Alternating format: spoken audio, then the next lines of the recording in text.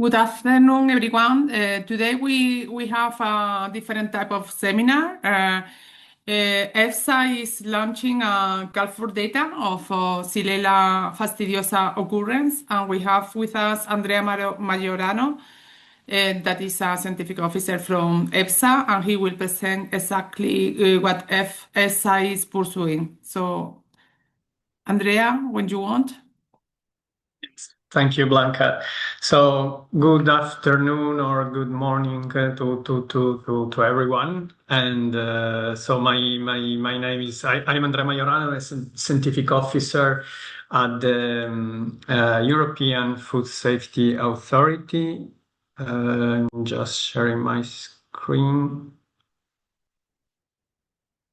Can you just confirm that you can see my screen? Yes. Yeah. Okay, thank you. So I'm a scientific officer at the European Food Safety Authority. I work in the plant health risk assessment team, and in particular in the team, I'm the coordinator of different activities, including literature search, data extraction, and whatever need concern geospatial data analysis and mapping. So today I'm going to show you the methodology that we follow for collecting,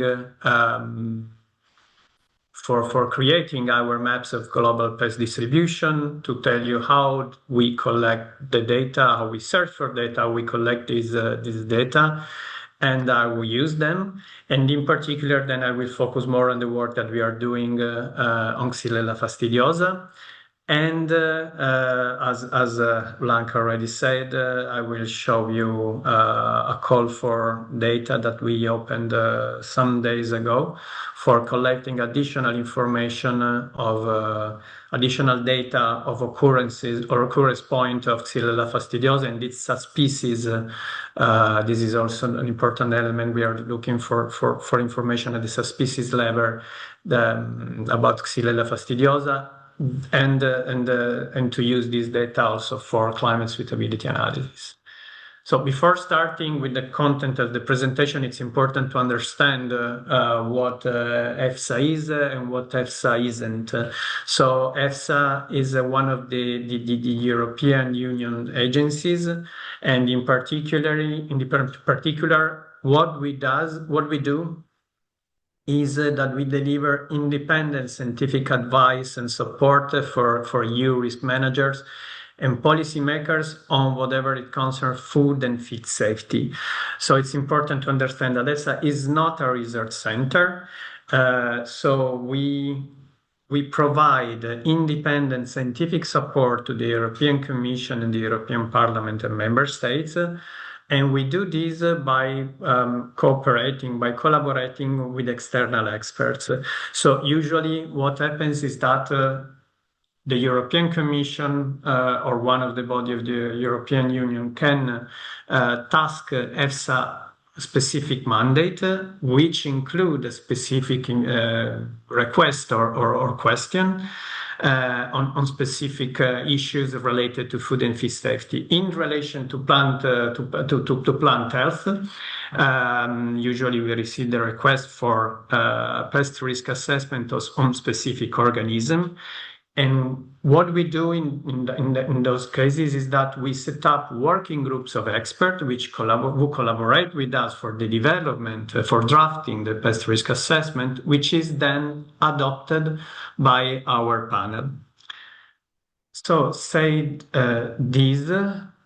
usually all our work starts with systematic literature search. Okay, what I'm showing now in the screen is the workflow that brings from the literature search to the climate suitability analysis.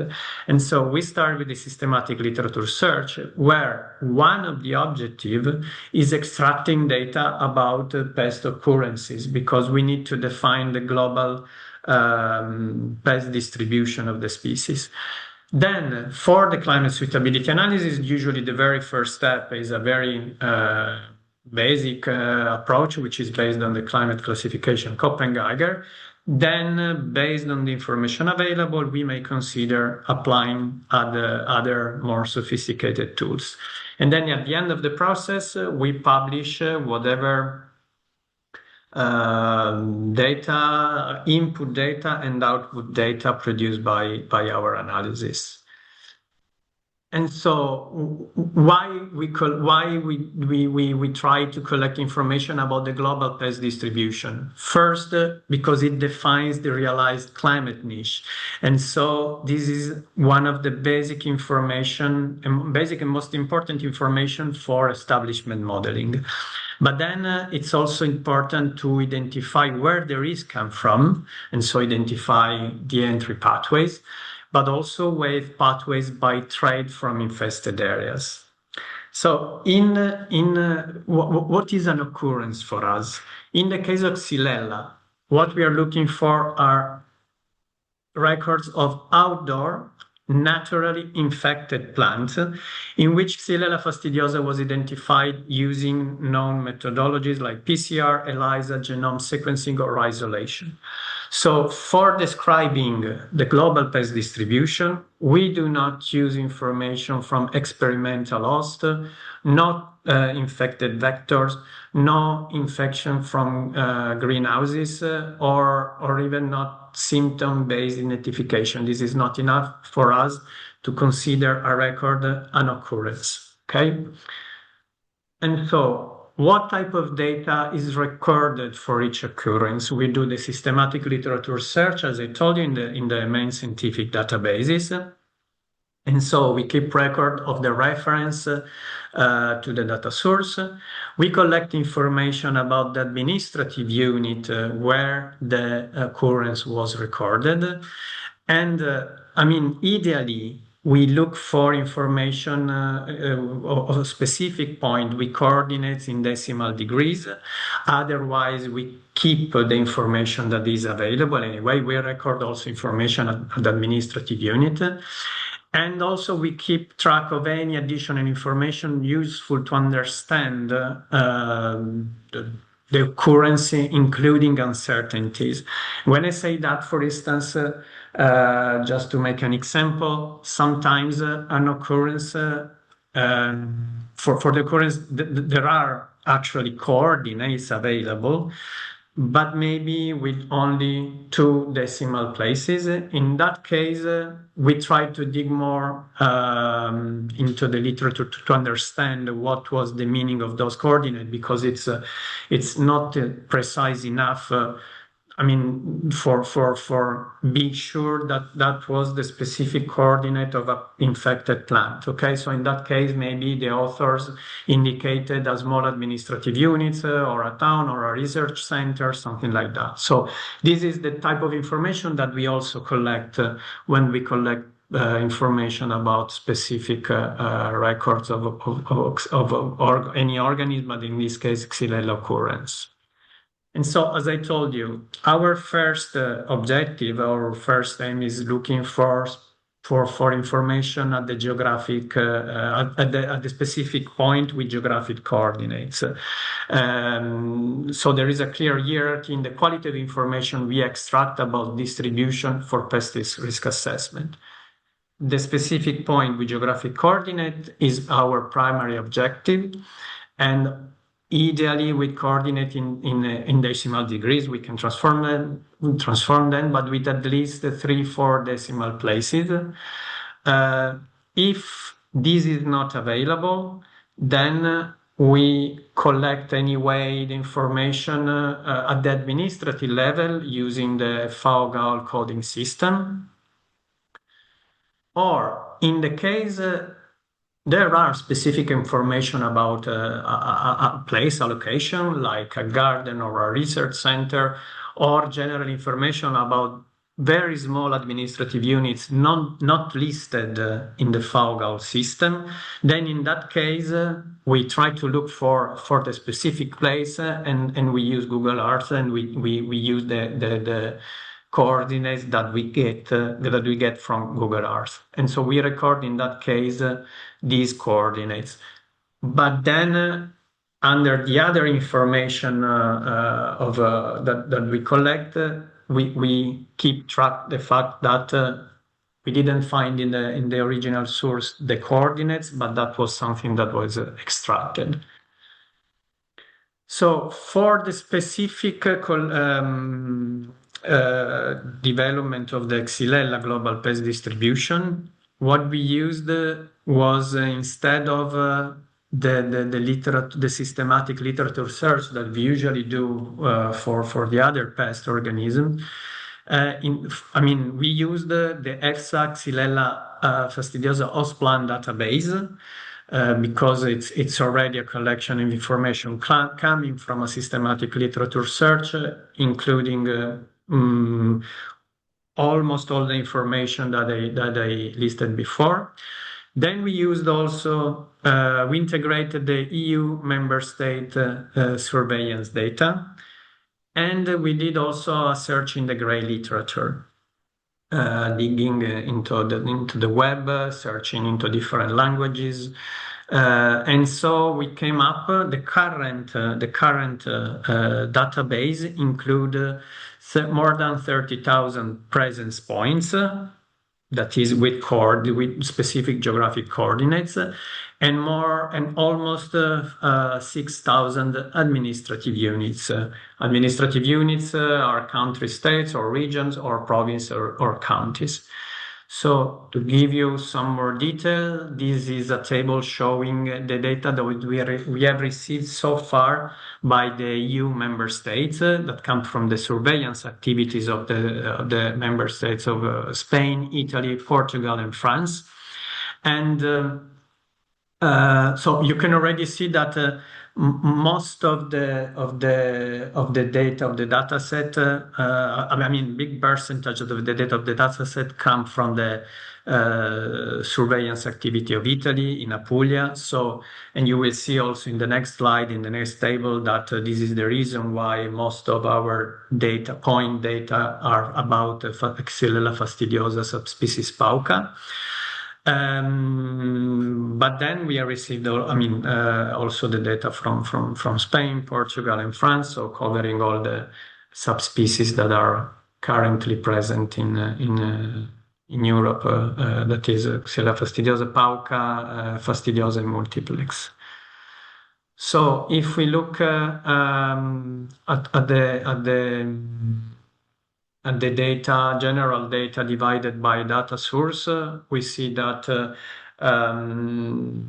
there are the data that I showed before, so almost 6,000 administrative units,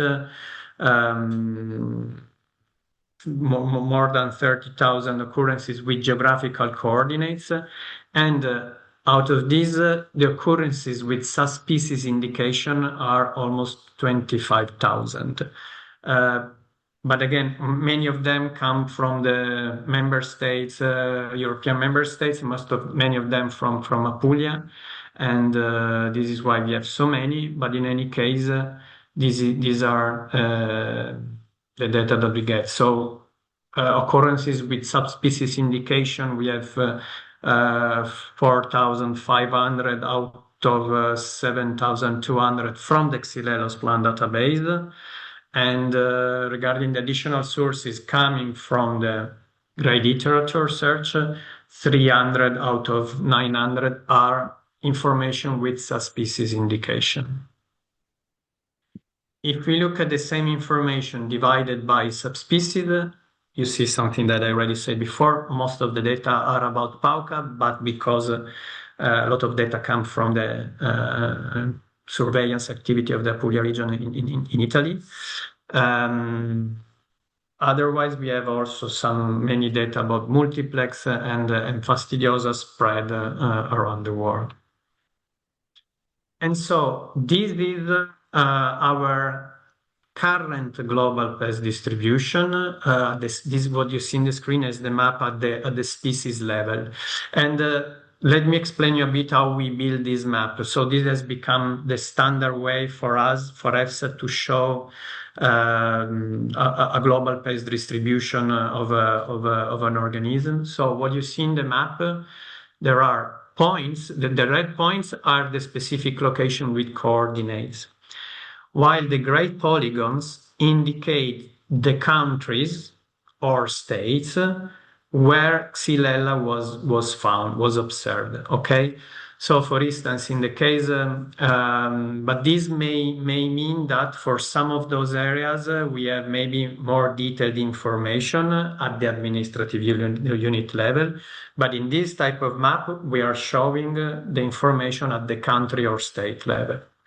So this is again the information at the species level for Xylella fastidiosa.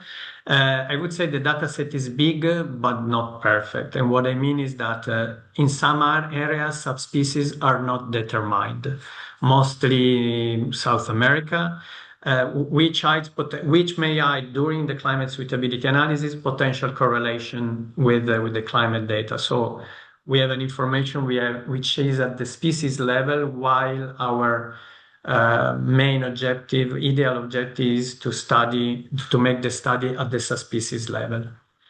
Then in some places we have containment measures and eradication in place, like in the EU, that prevents spread, while in other areas don't. In the Americas, for instance, we have no eradication in place in many areas.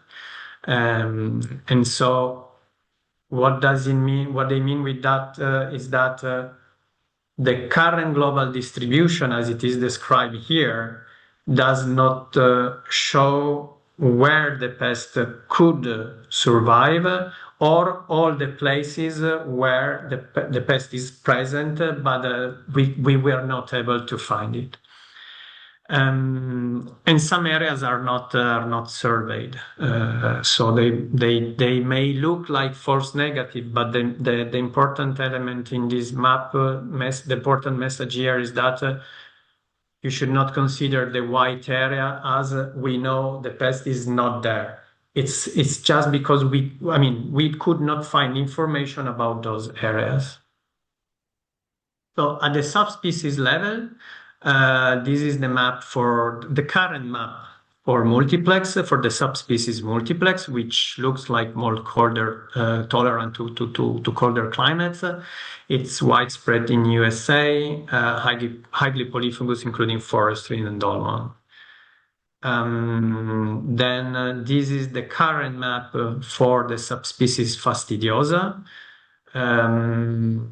And you see that over Peru, I put a red circle indicating some occurrence there.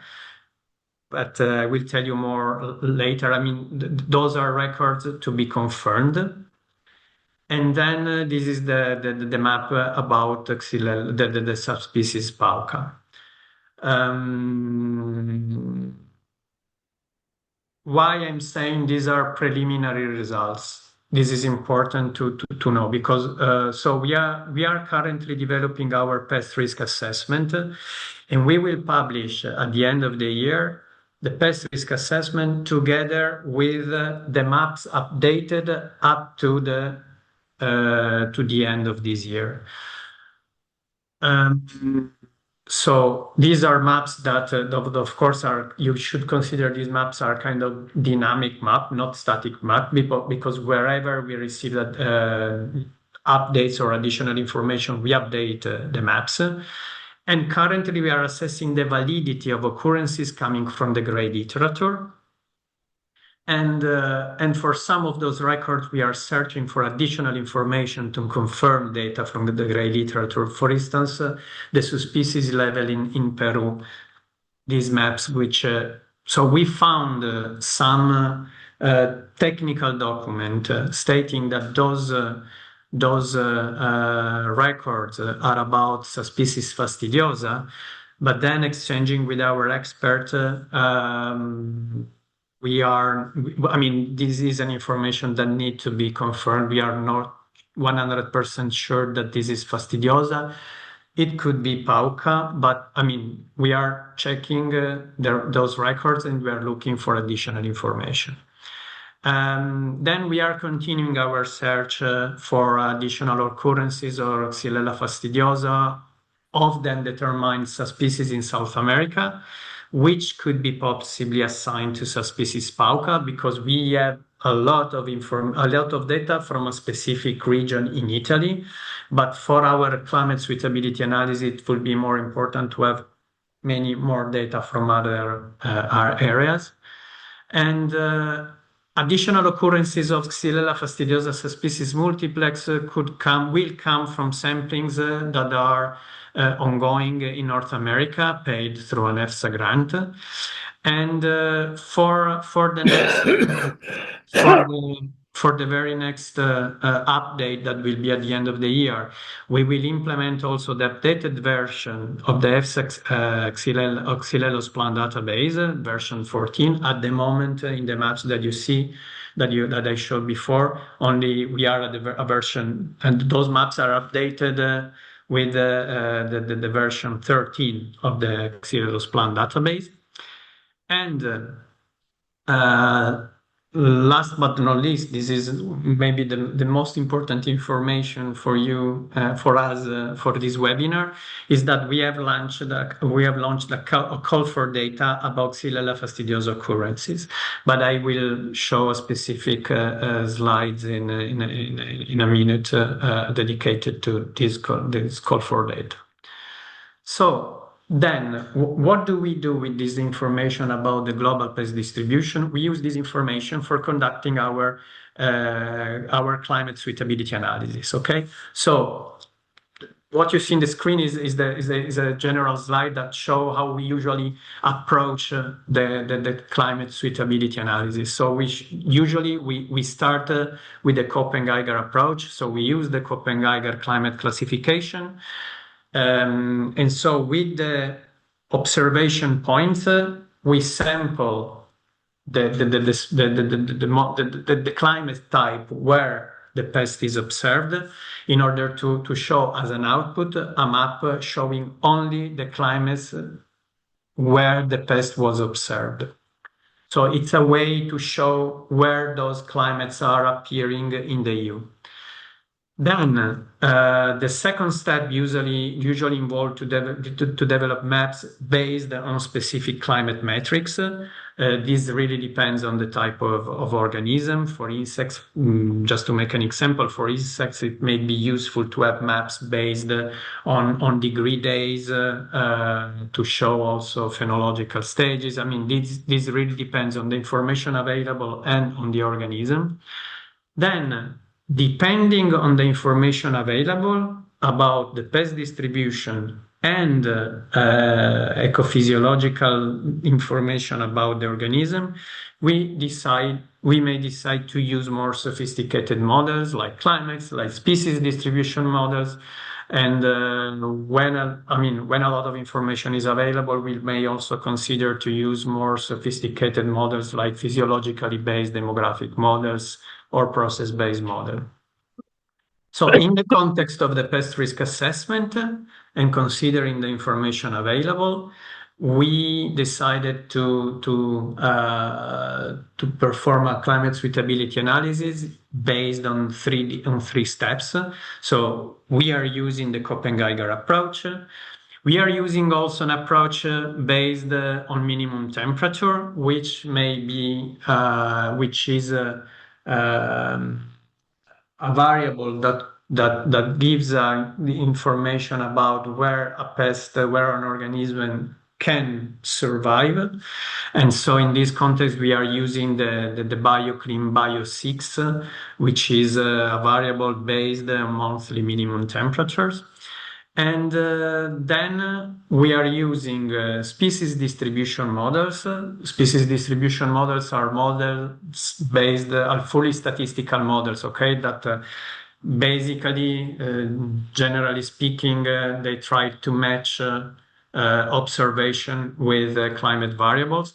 And for this, we are basically integrating two species distribution model approaches. One is using BART, which is a specific model, and also as the species distribution model ensemble, which is also the same methodology that we used in the last scientific opinion on Xylella back in 2019.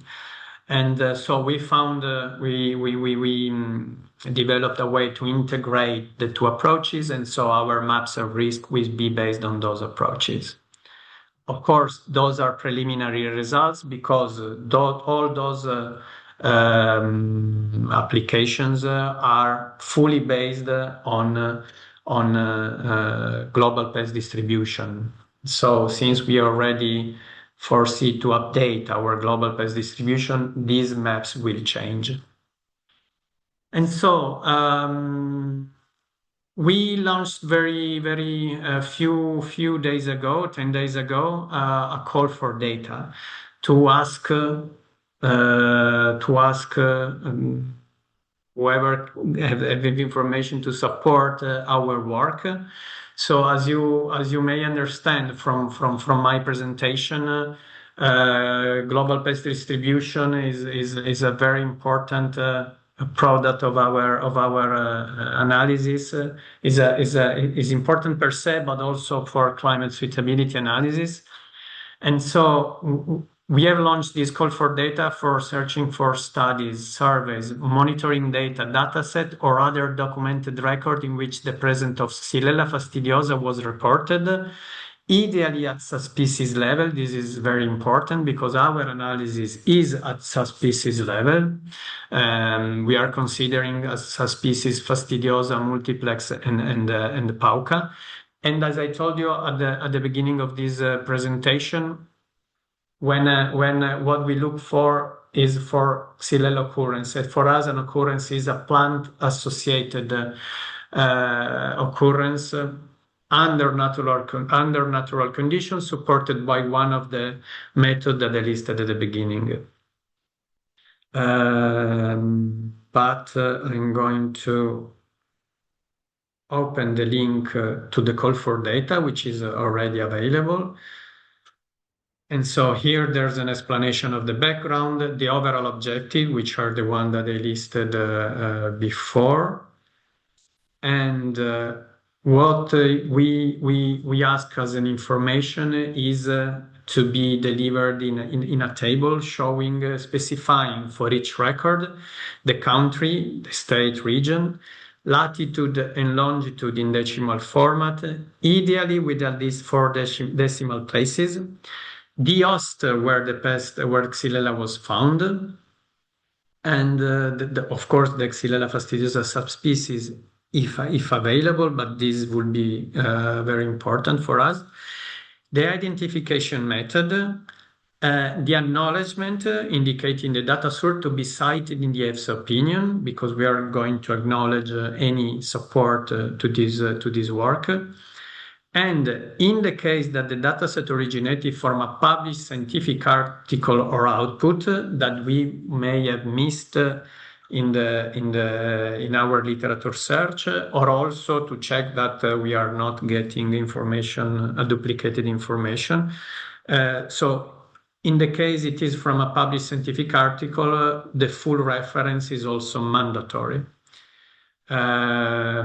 And of course, records lacking the required information may not be usable by us for the assessment, because we need to be consistent with the information received so far. So for any additional information, here in the website, there is this functional mailbox of EFSA. The deadline for the submission of data is the 26th of July of this year. For information, you may also write to the unit functional mailbox, which is plants@efsa.europa.eu. So thank you for your attention. Please support us, spread the voice, and support us in this call for data.